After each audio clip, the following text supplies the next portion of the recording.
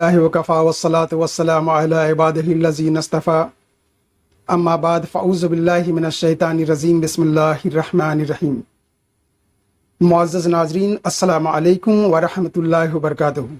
आज मैं लेकर आया हूँ एक ऐसा मौजू जो हमारे नबी करीम रहमते दो आलम सल्लल्लाहु तआला अलैहि वसल्लम की आँखों की ठंडक है। जी हाँ नाज़रीन, आप समझ गए होंगे, मैं बात कर रहा हूँ सलाह की। सलाह एक संपूर्ण व्यायाम, एक संपूर्ण योग है, समझ लीजिए। In fact it is a complete meditation also.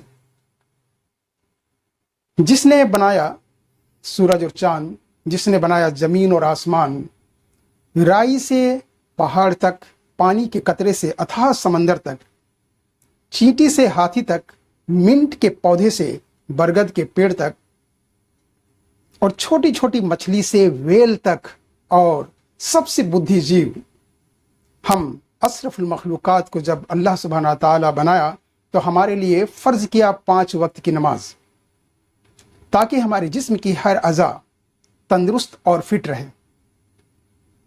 आज मेडिटेशन के एक्सपर्ट्स कहते हैं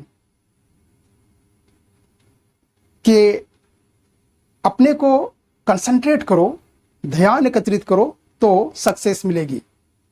और योग के एक्सपर्ट्स कहते हैं कि योग करो तो बॉडी फिट और तंदुरुस्त रहेगी।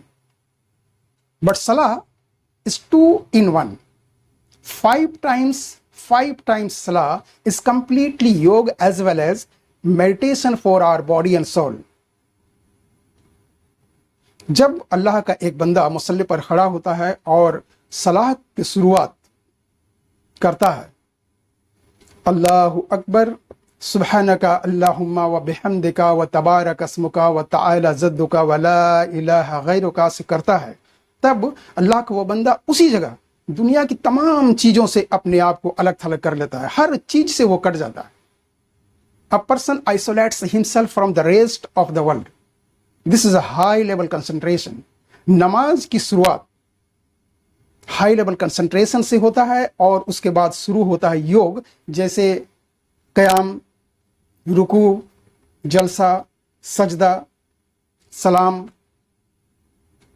इन तमाम चीज़ों में सलाह में सजदा एक ऐसा पोस्चर है, एक ऐसा हिस्सा है, एक ऐसा भाग है जिसे अल्लाह सुब्हानहू व तआला बेहद पसंद करता है। और इसीलिए अल्लाह सुब्हानहू व तआला अपने मुक़द्दस किताब में 92 टाइम्स सजदे का जिक्र किया है।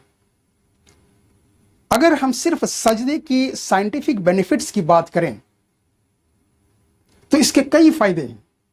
जैसे जब हम सजदे में जाते हैं तो हमारे ब्रेन में एक्स्ट्रा फ्लो ऑफ ब्लड का होना कई घातक बीमारियों से सजदा हमें बचाता है।